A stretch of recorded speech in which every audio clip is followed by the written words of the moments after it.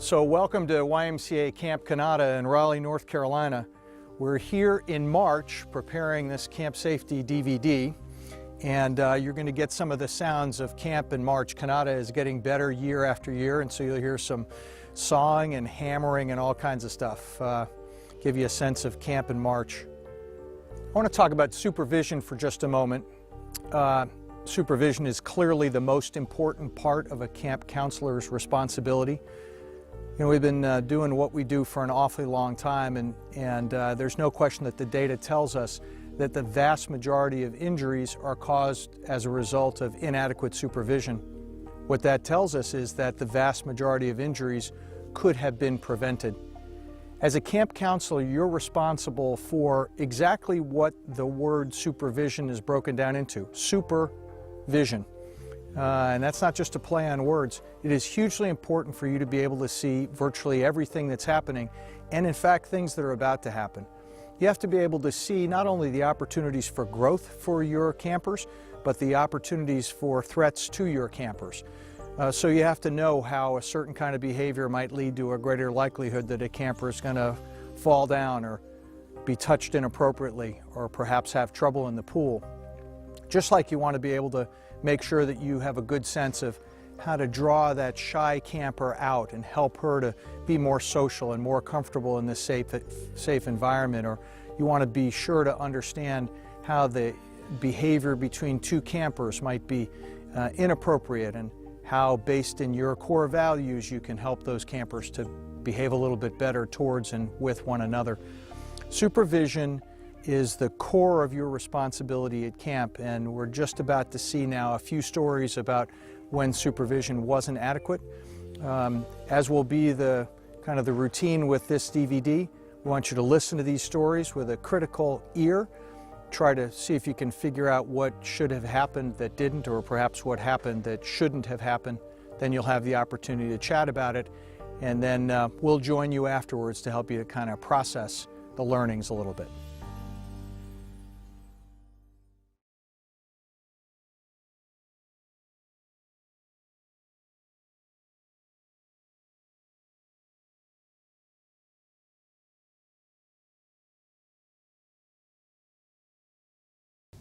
It was a rather innocent evening, a beautiful night, a group of 17-year-old campers on a wonderful canoe trip into Boundary Waters, and they were camped on a wonderful point that overlooked this vast lake.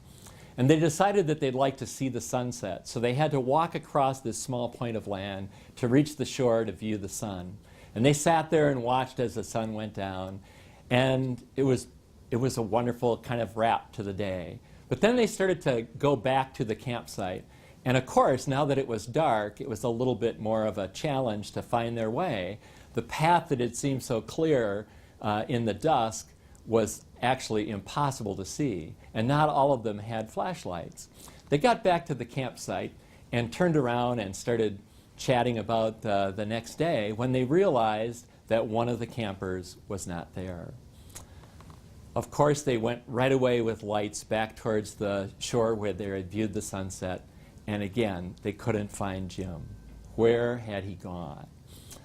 This set into a rather tense night, and this young man ended up being out in the elements of the wilderness for 2 nights. And finally, on the 3rd day, a team of searchers from the camp were able to re-navigate around that point of land and a couple of adjacent lakes, and they were able to find him.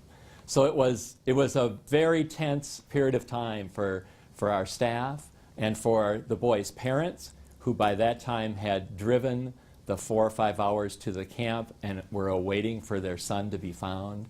And thanks be to God, he was found safely, other than having been out overnight in a tremendous rainstorm and pretty cool temperatures. He had managed to do quite well.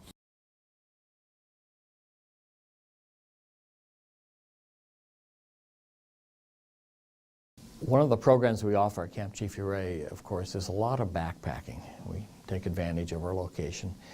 We get a lot of permits to do major backpacking trips through Rocky Mountain National Park and in the wilderness areas around us. One year we had two counselors that were in their early 20s, and they were backpacking leaders. And they were taking a group of kids over the Continental Divide in Rocky Mountain National Park, and they had come down into what's called the North Inlet, which is a beautiful, several miles long canyon area with waterfalls coming down, just absolutely spectacular. And they had just come over the divide, so they were pretty far in there, probably about 7 miles in before they would be coming out. And they had stopped for the night. And after they had had their meal and they were settling down the campsite, one of the counselors decided that he wanted to try a little free climbing, rock climbing on the wall of the canyon, and he fell. And he was obviously injured. That left one counselor with the 8 campers who were teenagers, and he didn't know exactly what to do. So it was getting dark, and he chose to leave his campers with the injured counselor and hike out, run out the trail, 7 miles for help, and he got out about midnight. And then they had to bring rescue people back in and carry him out and bring the rest of the kids out. And the counselor was injured, had several broken bones, and it was a horrifying experience. You know, we're leaving kids alone, we're leaving campers to care for a counselor, but it was the bad judgment of that counselor that led to that.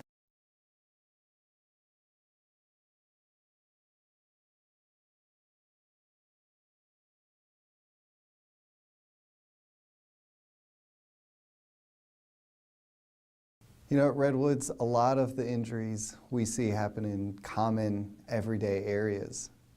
And 2 examples of that. The first one incident was a group went to play soccer. And the 2 counselors decided to join the soccer game and play with the kids, which is great. One of the kids on defense got a little bored, as kids would do, and left the soccer field, walked over to the adjacent soccer field, started playing on the goal, climbing the post, hanging on the crossbar. And as she's hanging on the crossbar, the goal actually falls, tips forward, and kills her instantly. The other example at a day camp. You know, at the end of the day, the counselors, they get to go home. And they go home once the place is clean and kids are gone. Well, 2 kids are left. The parents haven't come to pick them up. But the counselors decide to go ahead and start cleaning. Turn their back for a second to clean, and the kids are playing on one of the big folding tables, a table that folds upwards like that. And one kid is on the front, kind of riding the table. The other kid's behind, pushing the table, and the wheel gets stuck. Tips the table forward, falls on top of the child, killing him instantly as well.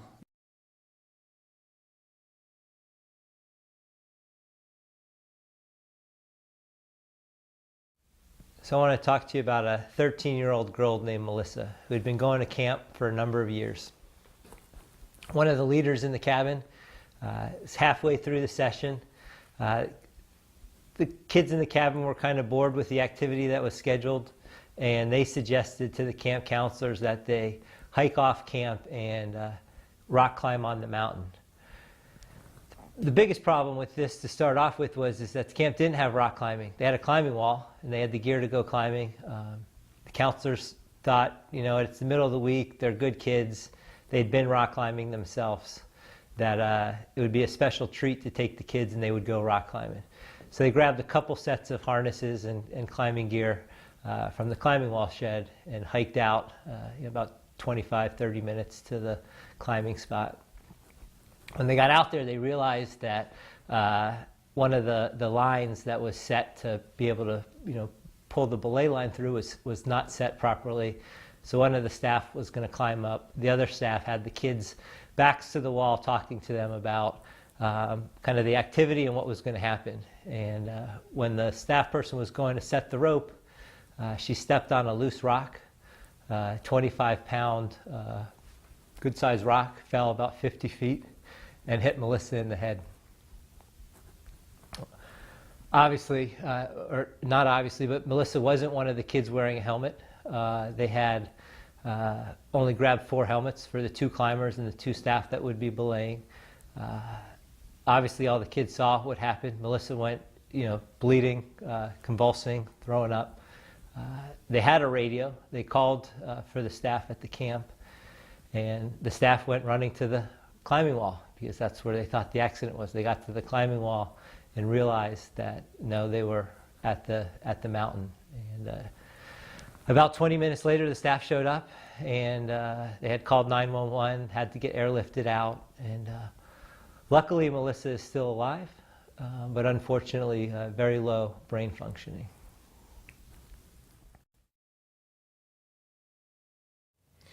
So I hope you've had a really robust discussion about some tough stories and things that probably could have or should have been done differently. We're going to help you process a little bit of this, and we'll probably capture in our conversation a few of the things that you've already covered. So let's start, Josh, in these tough stories that we just heard. What should have happened differently? I think it's real simple. We want really good judgment right off the bat. We want to make sure that we're assessing kind of the dangers that are out there or the opportunities that's out there for campers to potentially get hurt. And we want to use good sound judgment. Yeah. I want to go a little deeper in what those things represent. And Gareth, invite you to comment on this as well. One of the things that I know camps talk about all the time is that all kids are supervised at all times. That sounds crazy to me. What does that mean?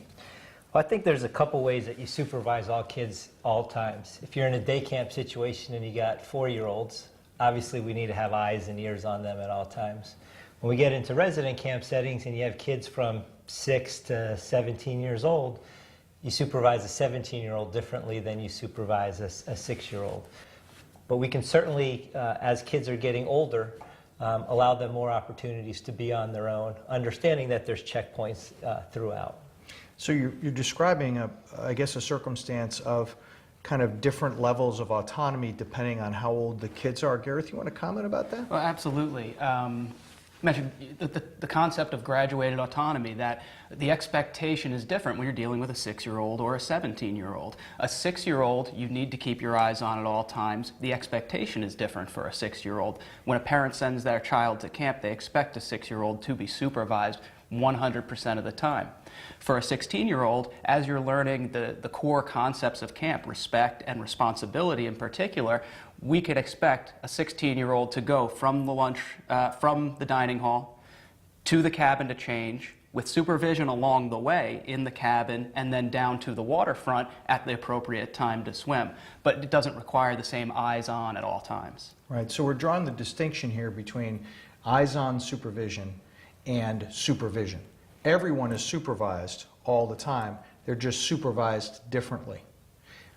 Guys, one of the things that was a kind of an element in the stories that was maybe surprising to some people was how essential it is for counselors to keep themselves safe in order to be able to keep the kids safe. Can you comment about that? That seems like something we haven't talked about maybe as much in years past. Yeah, keeping the counselor safe and keeping yourself safe is so important. Having been a camp director for a lot of years, when a counselor gets hurt, you don't have a backup. And it puts everybody in a tough position because all of a sudden there's less people to do the same amount of work. And as the summer goes on, people get more tired, they have less good judgment, they're not getting enough rest.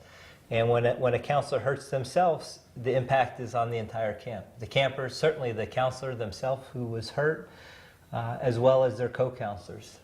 The impact is huge. Now, it's an interesting comment, this idea of being kind of the end of camp, because we're talking to most folks right now. It's before camp even starts. We're all raring to go. Everybody's got lots of energy.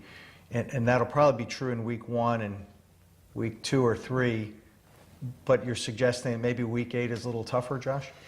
It is, but the kids who show up week 8 have the same enthusiasm of the kids that show up weeks 1 and week 2. And it's important that our counselors and get the rest that they need throughout the summer, and they have the same enthusiasm week 8 and week 9 in some situations as they do at the beginning of the summer. Yeah. Gareth, one of the things that Josh talked about right at the beginning of this segment was this idea of having good judgment, assessing a situation appropriately. And then I know one of the things that we talk about all the time is now act.